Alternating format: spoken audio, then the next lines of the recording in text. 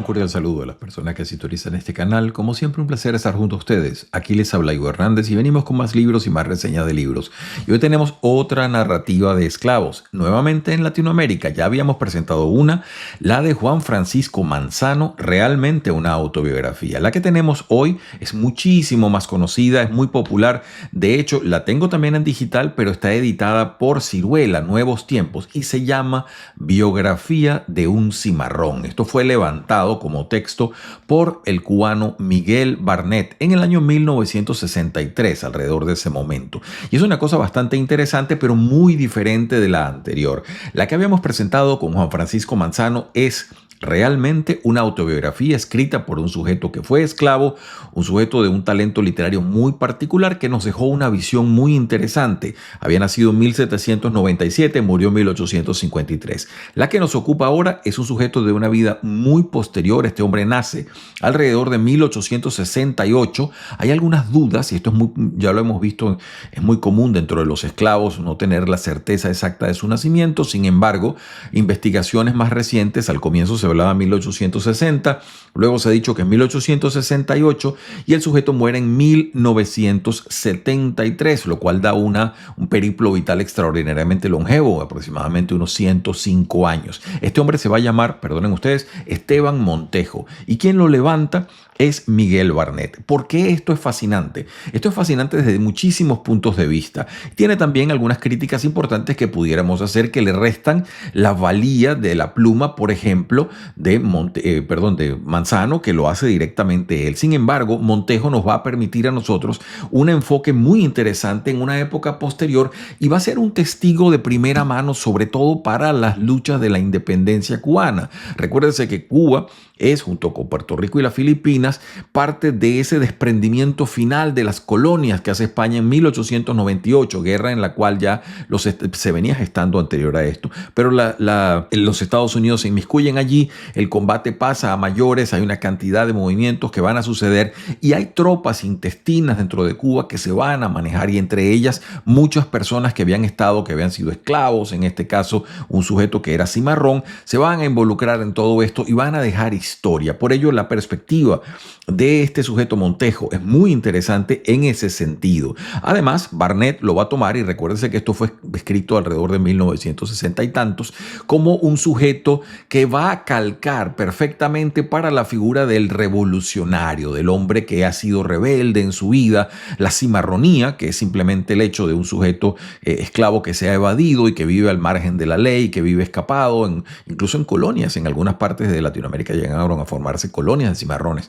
Vive allí escapado, es presentado también como un sujeto revolucionario. Hay un tinte de todo esto. Recuérdese también que esto del africanismo y la visión africana, o una especie de contranarrativa de la historia africana, ya venía con sujetos al estilo del alemán Leo Frobenius, que influenció muchísima gente en Cuba, y que, por ejemplo, con su texto así de Génesis africana, todo ello nos va a tratar de dar una perspectiva o una contraperspectiva a un supuesto eurocentrismo con el cual se habría narrado la historia. Esto que le estoy diciendo tiene, repito, ancestros anteriores incluso a la propia Revolución Cubana y el comunismo y el socialismo, que trata siempre de presentar una especie de narrativa divergente o diferente, se apropia de estas cosas y pretende hacerlo. En el caso, además de Montejo, viene calcada porque él nos presenta una cantidad importantísima de valores como el animismo y la cantidad de percepciones religiosas que él maneja. Este no es un sujeto como Manzano. Manzano es un esclavo muy culto, un hombre que escribe poesía, que publicó libros de poesía. No, en el caso de Montejo es un sujeto simplemente que fue cimarrón, que nunca se adaptó muy bien a la autoridad. Él no explica claramente por qué, pero nunca se llevó bien con la autoridad. Estuvo en la cimarronía cuando se produce ya la liberación de los esclavos y él se entera, y entonces empieza lentamente a incorporarse a una especie de vida civil. Luego lo sorprende, ya tendría aproximadamente unos 29, 30 años cuando lo sorprenden las guerras de la independencia de Cuba, en lo cual él se suma con una cantidad de tropas que están utilizando a los esclavos, a los exesclavos, pues para incorporarlos a todos ellos. Él habla de una cantidad de personas que son importantes dentro de la gesta de independencia que se manejó en Cuba, y nos da también en ello su particular perspectiva. La vida de él no tiene a los efectos de una historia precisa o una historia que busque una especie de fórmula incisiva para entender la realidad. realidad no la tiene, pero sí nos da unos visajes muy interesantes de cómo la cultura africana, la cultura de estos esclavos se mantuvo. ¿Y por qué lo digo así? Porque cuando usted analiza el factor de la esclavitud, y ya hemos dicho que la palabra es la misma y sin embargo la fórmula en que se vivió en cada una de las regiones fue muy distinta, cuando usted, por ejemplo, analiza el caso de la esclavitud en varias partes de Hispanoamérica, usted se va a encontrar con que, por ejemplo, efectos musicales estuvieron muy activos, efectos narrativos, literarios estuvieron activos, efectos religiosos. Usted se pone a ver, por ejemplo, que casi todo el Caribe hispanoparlante maneja religiones que fueron traídas desde África, que han tenido algunas adaptaciones y todo esto, pero efectos de la cultura yoruba que pueden venir desde partes de África y que se han mantenido y que fueron toleradas, incluso en cierta manera estimuladas por parte de los amos hispanos que estuvieron en Hispanoamérica. Entonces, aquí se va a dar completamente otra función, otra visión de la esclavitud en ese sentido y una mayor laxitud. No se puede decir en términos completamente benévolo,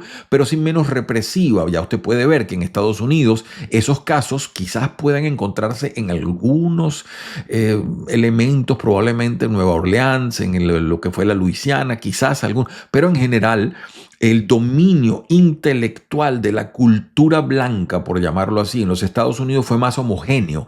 Ese protestantismo cristiano fue mucho más profunda y completamente aplicado que en el caso de Hispanoamérica, donde estas religiones sobrevivieron al punto en que muchas deidades del cristianismo tienen y mantienen esa especie de doble personalidad en la cual usted, por ejemplo, puede decirle a cualquiera de estos sujetos del Caribe, a hispanoparlante, que tiene una deidad, como por ejemplo una deidad del cristianismo católico, como por ejemplo San Miguel Arcángel, ellos le pueden decir, eso se llama Ogún, y son las dos cosas, es decir, la deidad africana es asumida también como una especie de contrapersona, o Santa Bárbara puede convertirse en Changó, que es un príncipe africano. Entonces, ese tipo de cosas han sido mantenidas y nos revelan cómo en la esclavitud que se manejó en el Caribe, eso sobrevivió. También en el caso de Brasil, atención, esto no es una cosa prioritaria o específica de esta región, pero es muy interesante porque son de parte de las culturas hispanoparlantes o portuguesoparlantes que han mantenido eso. Entonces, en el caso de el cimarrón que les presento acá, Esteban Montejo, nos va a dar una visión de todo esto. Yo tengo algunas notas que quería tomar porque él es un sujeto que Barnett está simplemente haciendo aquí las funciones de una especie de levantador, de antropólogo. Él está levantando el testimonio, él no se inmiscuye, él hace una introducción al texto, que les voy a dar un pedacito luego, y entonces empieza a anotar. Y uno puede ver varias cosas. Por ejemplo, de las cosas que narra Montejo acá. Él nos habla claramente del juego del mayombe, la brujería, rituales africanos que existían en paralelos a la religión cristiana, y él habla sobre ello, él habla permanentemente de un mundo animista. Incluso cuando él es cimarrón, él habla de cómo hay que en la naturaleza mantener un balance con los espíritus de la naturaleza, que es una mezcla de en parte religión africana y en parte cierto animismo que él aplicaba al entorno en el que veía. También habla de las libretas de ración que tenían los esclavos. Paradójicamente, los cubanos luego con el socialismo empezarían nuevamente a ser en este caso también portadores de libretas de racionamiento, pero lo tenían, y eso es una cosa que la había en Latinoamérica, sobre todo en regímenes de esclavitud, en los cuales en las haciendas podía haber incluso una moneda local para cada uno de las personas. Él habla muchísimas cosas acá, es muy interesante para mí, sobre todo varios elementos en donde él habla de los espíritus. Él habla, por ejemplo, de una especie de gnomo que existe en Cuba y que se llama guije, por ejemplo. Él habla de los guijes, habla de las sirenas, de los espíritus, de las brujas, habla de diversas fórmulas y además habla de otros grupos que fueron traídos a Cuba para trabajar. Recuérdense que la Cuba del siglo XIX, ya lo decíamos y adelantábamos cuando hablábamos de Juan Francisco Manzano, el otro esclavo, decíamos que Cuba fue un país que tuvo un boom interesantísimo después de la década de los 20, el 1820 en adelante, cuando pasa a ser el gran exportador de azúcar en Occidente, porque empieza a manejar un cultivo muy acentuado y por supuesto también un consumo y permanente uso de mano de obra esclava que hacía muy rentable. Cuando Haití claudica de ser una de las grandes economías productoras de azúcar, ese testigo pasa entonces a la isla de Cuba y eso le va a reportar una cantidad de beneficios y de problemas muy complicados. En todo caso, lo que se puede decir a ciencias ciertas de las ciencias sociales es que hay un giro, una torsión importante. Tenemos el boom cultural del cual hablábamos con Domingo del Monte, un venezolano que termina radicado en Cuba, y tenemos también una cantidad de producciones literarias, musicales. Es decir, el país empieza a dar una cantidad de giros muy interesantes en todo esto. Pero entonces empieza, por supuesto, a tener diversas necesidades económicos, sociales, etcétera. Y Montejo nos habla, por ejemplo, de la inclusión de los chinos en Cuba. Habla también de los filipinos en Cuba. Es decir, él empieza a hablar de una cantidad de cosas y con su visión a veces ingenua. Aquí no puedo yo juzgar cuánto es lo que dice Montejo, cuánto habrá puesto Barnett. Yo asumo que Barnett no ha tocado este relato, sino que lo presenta simplemente como se le ha dado. Y entonces hay partes donde yo lo cito, en donde él dice cosas como esta. Por ejemplo, dice: los chinos se morían aquí y resucitaban en Cantón. Los negros, en cambio, no volvían a África, se ponían a vagar por el mar o por el espacio, igual que cuando una babosa suelta el caracol. Cosas así, ¿no? Entonces es un sujeto que tiene una riqueza descriptiva sobre lo que le rodea y sobre todo siempre un gran respeto hacia el azar, hacia la suerte. Él se da cuenta que él ha sido un sujeto bien tratado por la suerte, que su vida ha sido longeva, que ha podido perecer en miles de situaciones complejas como las que vivió, pero sin embargo el mantenerse como una especie de equilibrio y su posición personal, su posición moral es la de tratar de no producir ningún tipo de interrupción con el medio, de no alterar el medio. Y este medio quiere decir tanto las personas que le rodea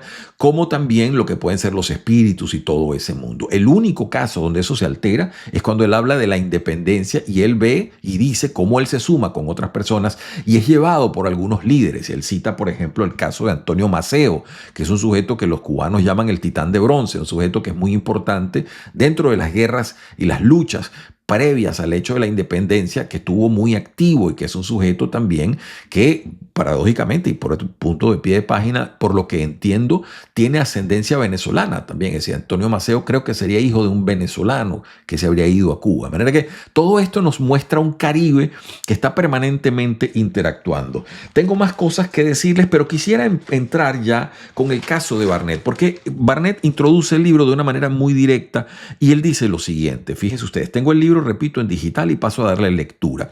Estoy en la introducción que dice Miguel Barnett. Dice: a mediados de 1963 apareció en la prensa una página dedicada a varios ancianos, mujeres y hombres que sobrepasaban los 100 años. Él empieza ahí, ¿no? Le pasa un poquito así como ese caso que usted está leyendo algo y le llama la atención y dice, pero lo que más nos impresionó de todo esto, ¿no? La página fue la declaración de un sujeto que había manifestado ser esclavo fugitivo, es decir, cimarrón, en los montes de las provincias de las villas, ¿no? Dice más adelante: no fue difícil lograr un diálogo vivo utilizando desde luego los recursos habituales de la investigación etnológica. Al principio nos habló de sus problemas personales: pensión, mujeres, salud. Procuramos resolver algunos de estos. Le hicimos obsequios sencillos: tabacos, distintivos, fotografías.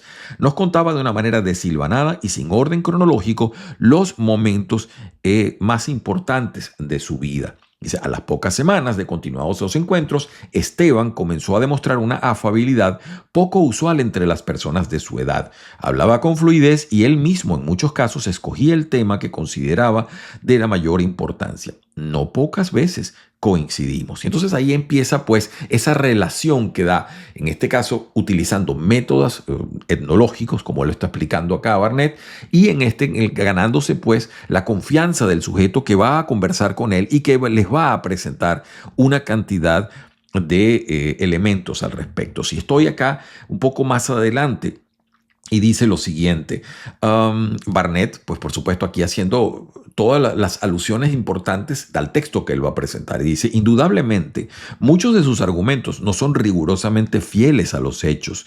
De cada situación él nos ofrece su versión personal, como él ha visto las cosas. Nos da una imagen de la vida en los barracones, de la vida en el monte, de la guerra, que es la imagen suya. En esta, por ejemplo, narra la batalla de Maltiempo, contando anecdóticamente lo que vivió en ella. Esa batalla de Maltiempo fue uno de los combates en los cuales él estuvo, y él habla de las personas o los grupos a los cuales estuvo asociado, los liderazgos bajo los cuales combatió, etcétera, etcétera. Pero es muy importante lo que acá dice Barnett. Está tratando de presentar esa imagen de un sujeto con las falencias que puede tener, porque por supuesto no es, si usted va a estudiar la batalla de Maltiempo, usted puede tener diversas otras versiones. Aquí tiene la de alguien que participó, vio el combate, dice lo corto que duró, la gran mortandad que hubo y todo ello. Dice incluso más adelante, en la misma introducción Barnett, lo siguiente: Esteban es casi incondicional en la estimación hacia los negros que lucharon por la libertad de Cuba. Ensalza a muchas figuras y a otras las sitúa correctamente. Los casos de Antonio Maceo y Quintín Banderas, por ejemplo. No deja de criticar duramente a los negros guerrilleros, a quienes consideraba deleznables. Un grado de honestidad y espíritu revolucionario admirable. Bueno, ahí empieza un poquito ya hacia el cierre de esta introducción lo que yo percibo como esa especie de panfletarismo muy propio de los investigadores que están bajo estos regímenes socialistas, ¿no? Esteban Montejo dice más adelante: a los 105 años de edad constituye un buen ejemplo de conducta y calidad revolucionarias. Bueno, digamos que constituye otras cosas más importantes que eso. Su tradición de revolucionario, cimarrón primero, luego libertador, miembro del Partido Socialista Popular más tarde, se vivifica en nuestros días en su identificación con la Revolución Cubana. Bueno, se puede entender que Montejo es un sujeto que mantuvo durante su vida un pragmatismo bastante acentuado para saber qué cosas había que hacer, y no había mucha posibilidad de disidencia en esa Revolución Cubana, de manera que no es tanto que se identificara como que el sujeto sabía que lo que tenía que vivir. Y si algo tiene claro Montejo a los 105 años de edad o a los ciento y tantos años de edad que podría haber tenido acá, es saber exactamente qué luchas debe confrontar y qué luchas debe dejar pasar. Lo que sí es interesante, repito, es que sí nos da una perspectiva muy apropiada de lo que se estaba viviendo en esa sociedad cubana de finales del siglo XIX, que estaba gestando no solamente su independencia de España, sino una cantidad de reposicionamientos como una economía todavía muy importante en el Caribe, que además estaba muy cerca de una potencia naciente, como eran los Estados Unidos, que van a participar en la guerra contra España en 1898 y que luego, 5 años después, van a producir la llamada enmienda Platt, que va a tener, o donde los Estados Unidos se van a permitir una injerencia absoluta sobre los asuntos internos cubanos, de manera que Cuba se puede decir que pasa de una especie de dominio a otro dominio, lo cual es bastante interesante, porque en el caso de los Estados Unidos se produciría entonces la contradicción funcional de una colonia que entonces termina tratando de tener colonias. Entonces, bueno, ahí se puede discutir. Pero el punto es que usted tiene con Montejo esta visión directa. Paso entonces ya a darle la palabra a la biografía de un cimarrón.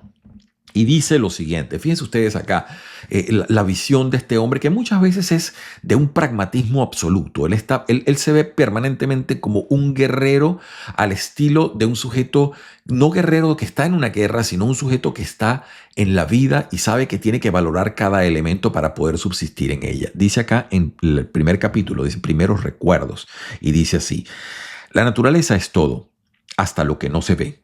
Y los hombres no podemos hacer esas cosas porque estamos sujetos a un Dios, a Jesucristo, que es del que más se habla. Jesucristo no nació en África. Ese vino de la misma naturaleza porque la Virgen María era señorita. Los dioses más fuertes son los de África. Yo digo que es positivo que volaban y hacían lo que les daba la gana con las hechicerías. No sé cómo permitieron la esclavitud. La verdad es que yo me pongo a pensar y no doy pie con bola. Para mí que todo empezó cuando los pañuelos punzó. Eso de los pañuelos punzó lo explica, es una cosa un poquito más complicada de lo que suena. Lo cierto es que él empieza a hablar una cantidad de cosas. Él dice acá, él logra saber quiénes son sus padres. Recuérdese que este es uno de los puntos basales cuando hablamos de las narrativas de esclavos en los Estados Unidos, que eran sujetos que, como decía Douglas, o como lo decía también en cierta manera Booker Washington, muchos de ellos no sabían cuándo habían nacido porque nacían como las bestias, es decir, nadie anotaba cuando nació un caballo, una cosa así. Igualmente era el caso de esos esclavos. Pero este sujeto dice así, él dice: yo nací Sí, él dice, y fue el 26 de diciembre de 1860, el día de San Esteban, que está en los calendarios, dice él. Sin embargo, les decía que algunas investigaciones posteriores nos hablan no de 1860, sino de 1868. Pero en todo caso, el sujeto fue extraordinariamente longevo porque sí sabemos y está fechada su muerte en 1973. Dice así, mi padre se llamaba Nazario y era lucumí de Oyó. Mi madre, Emilia Montejo. También me dijeron que ellos habían muerto en Sagua. La verdad es que yo hubiera querido conocerlos, pero por salvarme el pellejo no los pude ver. Si llego a salir del monte ahí mismo me hubieran agarrado. Por cimarrón no conocí a mis padres, ni los vi de siquiera. Por eso no es triste, pero eso no es triste porque es la verdad. Como todos los niños de la esclavitud, los criollitos, como le llamaban, yo nací en una enfermería donde llevaban las negras preñadas para que parieran. Entonces decía, bueno, los negros se vendían como cochinitos, es decir, él habla ahí de una cantidad de cosas y usted se puede dar cuenta de esa perspectiva del hombre, cómo él está viendo el mundo que le rodea. Y él habla poco tiempo en el cual estuvo en esa plantación, pero como él desde muy joven, dice él, incluso, tenía esa idea, ese germen de querer escaparse, que es una cosa que al final termina haciendo. Fíjense una cosa, como él se ve desde niño, hay una parte acá, lo tengo, una de las anotaciones, y dice, cuando un negrito era lindo y gracioso, lo mandaban para adentro, para la casa de los amos. Ahí lo empezaban a endulzar y qué sé yo. El caso es que el negrito se tenía que pasar la vida espantando moscas, porque los amos comían mucho y al negrito lo ponían en la punta de la mesa mientras ellos comían. Le daban un abanico grande de yarey y luego le decían, vaya, para que no caigan moscas en la comida. Si alguna mosca caía en un plato, lo regañaban duro y hasta le daban cuero. Yo nunca hice eso, porque a mí no me gustaba emparentarme con los amos. Yo era cimarrón de nacimiento. Por cierto que pie de página todo esto, existen enjundiosos estudios de diversos investigadores sobre la cimarronía. La cimarronía no es propia solamente de la isla de Cuba, es una cosa que existió en diversos países, incluso llegaron a forjarse y a formarse estas colonias de cimarrones, que eran colonias de sujetos que se habían escapado y terminaban viviendo en unas sociedades al margen de ese mundo legal que existía. Entonces ellos creaban esas fórmulas allí. En el caso de él es particular porque él se escapa y él vive solo y vive prácticamente como un hombre de las cavernas. De hecho, vive en algunas cuevas, vive proveyéndose de alimentos como puede y en esa vida completamente apartada, como él mismo lo dice, apartada tanto de los blancos como de los otros negros, él allí subsistiendo y todo, le llega un día por casualidad la noticia que la esclavitud ha sido abolida. Entonces, bueno, ahí empieza a hablar una cantidad de cosas. Habla muchos detalles sobre la vida del esclavo en términos cotidianos. Paso acá, esto no tiene páginas porque es un texto digital, por eso no les doy la página y las precisiones. Dice acá lo siguiente. Por eso de los conucos fue lo que salvó a muchos esclavos, lo que les dio verdadera alimentación. Casi todos los esclavos tenían sus conucos. Esos conucos eran pequeños trozos de tierra para sembrar. Quedaban muy cerca de los barracones. Los barracones eran esa especie de casas colectivas donde metían a los esclavos y los cerraban de noche. Allí se cosechaba de todo: boniato, calabaza, quimbombó, maíz, gandul, frijol caballero, que es como las habas limas, yuca y maní. También se criaban sus cochinaticos y algunos de estos productos se los vendían a los guajiros que venían directamente del pueblo. Entonces usted puede ver allí una especie de economía paralela que se está forjando y en la cual los negros, aprovechando estos conucos, esto por supuesto no es una ley general, no es que todos los negros tenían conuco ni que solo los conucos eran así, pero se daban casos en los cuales el régimen de esclavitud permitía esta especie de laxitud, esas especies de posibilidades para que estos sujetos buscasen una forma de vivir. Habla un poco también, muy interesante, dice aquí, aunque parezca raro, los negros se divertían en los barracones, tenían su entretenimiento y sus juegos. También había juegos en las tabernas, pero esos eran distintos. Las tabernas eran estos sitios en donde los esclavos iban a reunirse, probablemente los domingos, iban a beber, etcétera, etcétera. Y entonces habla luego de los mayorales, de cómo pasaba todo esto con las personas. Pues estoy tratando, bueno, habla mucho de diversos diversas formas de brujería, a las cuales se les tiene más respeto o menos o más miedo etcétera, y diversos en donde se daba cuenta que pasaban cosas que él no podía explicarse y por supuesto las atribuía a fenómenos supernaturales, perdonen ustedes. Tengo acá otro pedazo donde dice lo siguiente: los días de más bulla en los ingenios eran los domingos. Aquí está hablando todavía antes de fugarse, ¿no? Yo no sé cómo los esclavos llegaban con energías. Las fiestas más grandes de la esclavitud se daban ese día. Había ingenios donde empezaba el tambor a las 12 del día o a la 1. En Flor de Sagua desde muy temprano. Con el sol empezaba la bulla y los juegos y los niños a revolverse. El barracón se encendía temprano. Aquello parecía el fin del mundo. Y con todo el trabajo, la gente amanecía alegre. El mayoral y el contramayoral entraban al barracón y se metían con las negras. Y la gente seguía su baile. Y entonces ahí explica una cantidad de cosas. Fíjense ustedes, él habla elementos musicológicos importantes. Dice acá más adelante. El baile que yo más recuerdo es la yuca. En la yuca se tocaban 3 tambores: la caja, la mula y el cachimbo, que era el más chiquito. Detrás se tocaba con 2 palos en 2 troncos de cedro ahuecados. Los propios esclavos los hacían y creo que los llamaban catá. La yuca se bailaba en pareja con movimientos fuertes. A veces daban vueltas como un pájaro y hasta parecía que iban a volar de lo rápido que se movían. Daban salticos con las manos en la cintura. Toda la gente cantaba para embullar a los bailadores. Este tipo de baile existe y usted lo puede ver en diversas zonas del Caribe, muy fácil de ver en las culturas negras que están allí. Entonces habla también una cantidad de cosas y habla cómo se limpiaban, cómo se afeitaban. Y el afeitado y el pelado de los hombres lo hacían los mismos esclavos. Cogían una navaja grande y como el que pela un caballo, así le cogían las pasas a los negros. Siempre había uno que le gustaba tuzar y ese era el más experimentado. Pelaba como lo hacen hoy y nunca dolía porque el pelo es lo más raro que hay. Aunque uno ve que crece y todo, está muerto. Las mujeres se peinaban el pelo con enroscado y con caminitos. Tenían la cabeza que parecía un melón de Castilla. A ellas les gustaba ese ajetreo de peinarse un día de una forma y de otro día de otra. Un día era con caminitos, otro con sortijas, otro era planchado. Para lavarse los dientes usaban bejuco de jaboncillo que los dejaba muy blancos.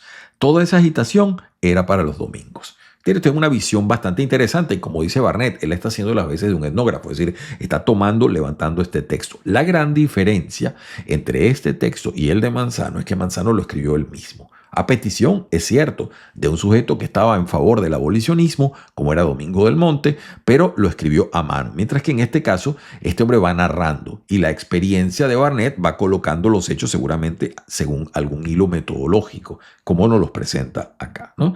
Entonces, bueno, es muy interesante acá. Aquí él hace análisis diversos, él habla, porque habla mucho de la música, siempre los factores culturales están presentes, la brujería, lo sobrenatural, la música. Fíjense este análisis que él nos dice acá. Él dice, aquí habla sobre todo también de negros que venían de las colonias de habla francesa. Él lo llama los franceses. Y dice así: los descendientes de franceses bailaban en parejas, despegados, daban vueltas lentas. Si había uno que sobresaliera, le ponían pañuelos de seda en las piernas, de todos los colores. Ese era el premio. Cantaban en patuá y tocaban 2 tambores grandes con las manos. El baile se llamaba el francés. Entonces, él dice así: a mi entender, por esa época la música de ellos era con guitarra nada más. Después, por el año 90, tocaban danzones en unos órganos grandes con acordeones y güiros. Pero el blanco siempre ha tenido una música muy distinta al negro. La música del blanco es sin tambor, más desabrida. Más o menos así pasa con las religiones. Los dioses de África son distintos aunque se parezcan a los otros, a los de los curas. Son más fuertes y menos adornados. Ahora mismo uno coge y va a una iglesia católica y no ve manzanas, ni piedras, ni plumas de gallo. Pero en una casa africana eso es lo que está en primer lugar. El africano es más burdo. Yo conocí 2 religiones africanas en los barracones, la Lucumí y la Conga. La Conga era la más importante. Entonces empieza a hablar un poco de estos sujetos que eran una especie de sacerdotes de la Conga y los sacerdotes de la religión Lucumí. Entonces todo ello nos va mostrando una cantidad de cosas con terminología bastante precisa, por cierto, ¿no? Él a todo esto lo va presentando con la terminología. Entonces, bueno, habla de diversos detalles. Estoy tratando de buscar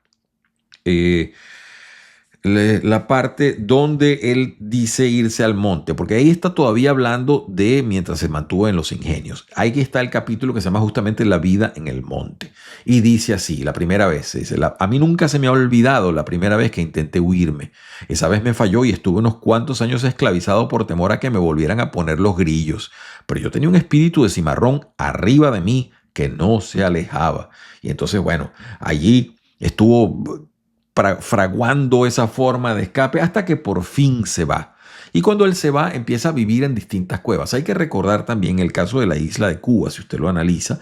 La isla de Cuba tiene una cantidad de cordillera interna montañosa que permite, diverso, y él lo explica con algún conocimiento de la geografía del lugar, que permite que las personas puedan vivir apartadas. Además, seguramente le buscarían, pero no lo encontraron. Esa parte no se da, no queda claro allí. Lo cierto es que ahí empieza a hablar, dice así lo siguiente: un tiempo me dio por ocultarme en una cueva. Allí viví como año y medio. Me dio por meterme pensando que iba a tener que caminar menos y porque los cochinos de los alrededores de la finca, de los conucos y de la sitiería iban a una especie de pantano que quedaba a la salida de la cueva. Iban a bañarse y a chapotear en el agua. Yo los cogía muy fácil porque iban en tongas.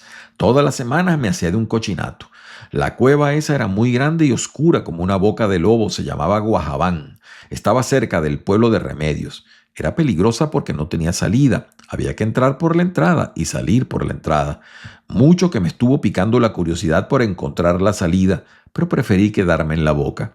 Los majaces son bichos muy peligrosos, se dan en las cuevas y en el monte. Bajean a las personas con el aliento de majá, que no se siente, y la adormecen para chuparle la sangre. Esto entiendo que es una forma, un reptil, una culebra. Pero por supuesto, tiene todo el aliño de lo sobrenatural, y en esas cuevas y todo eso le empieza a hablar de muchas cosas, y entonces habla de cómo hacía él diariamente para proveerse de alimentos, para lograr, incluso hay una parte donde habla cuando se enfermó, cómo hacía él. Estos son detalles interesantísimos porque, repito, si usted busca en Latinoamérica diversos trabajos e investigaciones sobre la cimarronía, va a encontrar análisis variados en donde se nos describe la condición, sobre todo basados en informes judiciales de lo que se hizo en aquella época. Pero en este caso él está hablando en primera persona.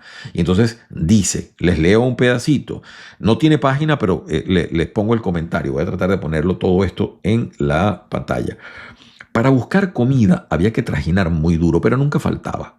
Jicotea con precaución, lleva a su casa a cuestas. Jicotea es una especie de galápago de tortuga. Lo que más me gustaba era la vianda y la carne de puerco. Yo creo que por eso yo he durado tanto, por la carne de puerco. La comía todos los días y nunca me hacía daño. Para conseguir cochinaticos yo me acercaba a las sieterías por la noche y hacía que nadie me sintiera. Me le tiraba por el cuello al primero que veía y con una soga bien apretada me lo pasaba al hombro y me echaba a correr, tapándole el hocico.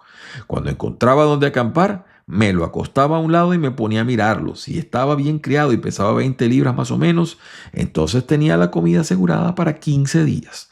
De cimarrón andaba uno medio salvaje. Yo mismo cazaba animales como las jutías. La jutía es muy correntona y para cogerla había que tener fuego en los pies. A mí me gustaba mucho la jutía ahumada. Ahora, yo no sé qué cree la gente de ese animal, pero nadie lo come. Yo cogía una jutía y la ahumaba sin sal y me duraba meses. La jutía es la comida más sana que hay, y aunque lo mejor para los huesos es la vianda. Bueno, y empieza a hablar entonces, dice de las fórmulas en las cuales él se proveía de plantas para curarse. Todas las hojas del monte tienen utilidad. La hoja del tabaco o la yerba mora sirven para las picadas.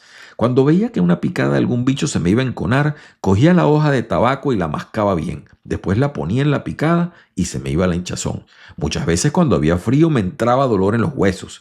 Era un dolor seco que no se me quitaba. Para calmarlo, me preparaba un cocimiento de hojitas de romero y me lo quitaba enseguida.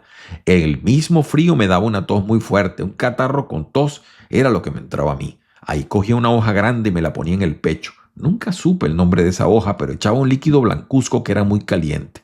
Eso me calmaba la tos. Cuando cogía mucho frío, se me aguaban los ojos y me daba una cosquilla que fregaba muchísimo.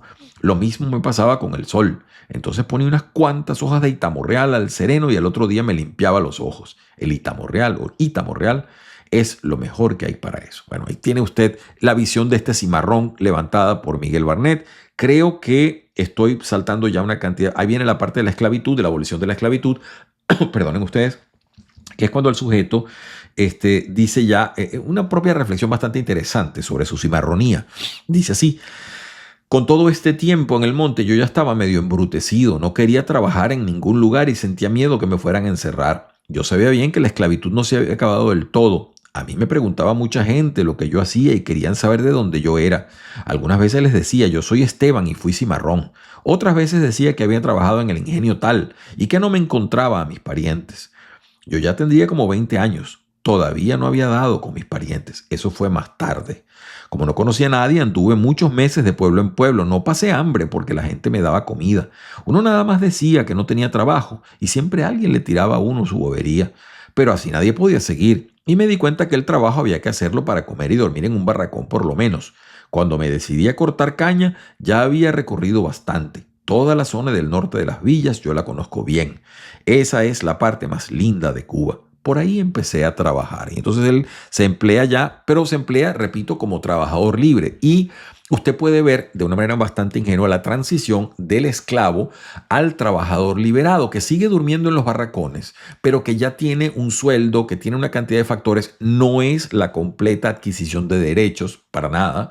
Sigue siendo una persona con una minusvalía funcional enorme en términos sociales, pero sin embargo son pasos que van dando estas sociedades que han dado, repito, un giro copernicano enorme de pasar de una sociedad esclavista mayormente de terratenientes, etcétera, a terratenientes que tienen entonces que reajustar sus economías para mantener la producción que pretenden hacer en el caso de la producción de azúcar. Bueno, vienen más cosas, habla de los barracones, etcétera. Estoy saltando muchísimas partes. Habla también de las fiestas que se hacían en el pueblo, cómo él iba para allá. Él era un hombre, él no dice, manifiesta que no era muy bailarín, pero sí le gustaba ir allá a ver a las muchachas que estaban en el pueblo, etcétera. Y habla también, por supuesto, de los diversos dioses. Aquí les puedo dar una breve narrativa que tengo marcada. Dice así: como los santeros también daba sus fiestas ese día, yo dejaba un lugarcito por la noche y me iba para allá. Me paseaba por varias casas, saludaba a la gente y a los santos y me iba a descansar. Había la costumbre de que los ahijados les llevaran centenes a sus padrinos y cualquier cosa que ellos pidieran. Para un negro lo más grande que había era el padrino o la madrina, porque ellos eran los que le habían dado santo. Eso es en la religión lucumi, la importancia, ¿no? Darle santo.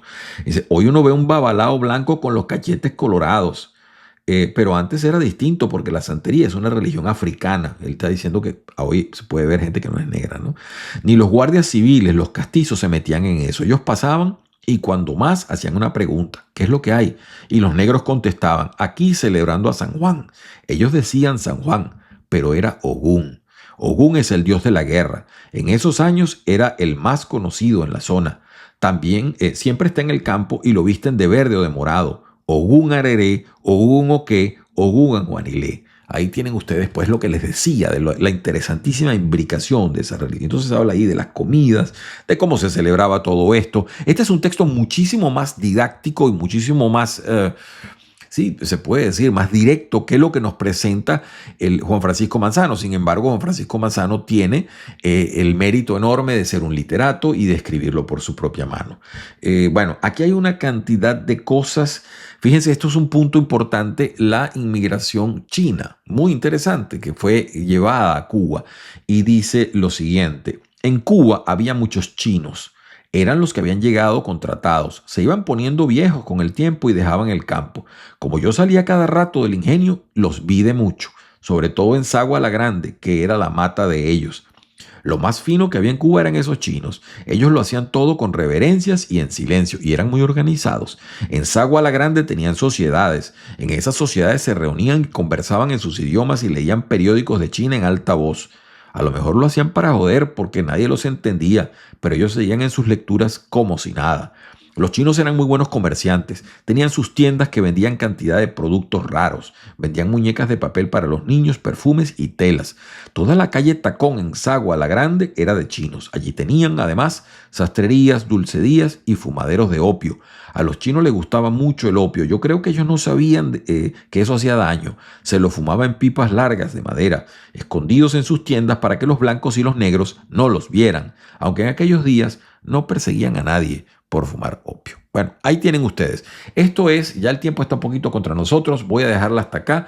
Es la biografía de un cimarrón, lo que hemos estado escuchando.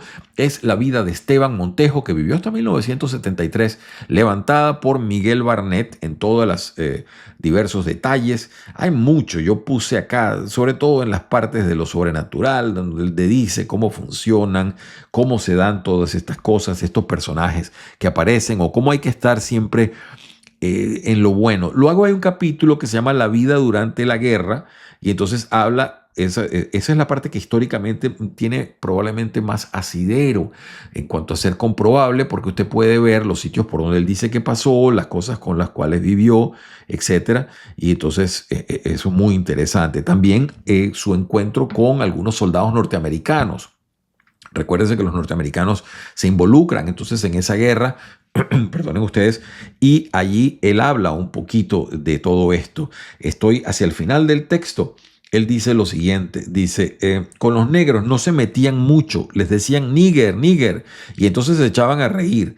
Al que le celebraba la gracia, ellos lo seguían fastidiando. Al que no, lo dejaban tranquilo. Conmigo no se metieron nunca, la verdad del caso es que yo no los tragaba, nunca jaraneé con ninguno. Cada vez que podía les zafaba el cuerpo, ¿no? Entonces ahí empieza a hablar una cantidad de cosas, muy interesante todo esto. La biografía de un cimarrón la escribió Miguel Barnett, la vida de Esteban Montejo, es Ivo Hernández quien les habla. Espero que esto haya sido de su agrado. Pretendemos tener más reseñas, más textos y si usted nos acompaña, el canal se va enriqueciendo de diversa manera. Tenemos, repetimos, varios por ahí muy interesantes, probablemente menos narrativas de esclavos, ya que con esto hemos tenido una exposición bastante completa del tema. Vendremos con más libros que serán interesantes, espero, y deseamos desde acá, como siempre, que tengan todos ustedes una muy feliz semana.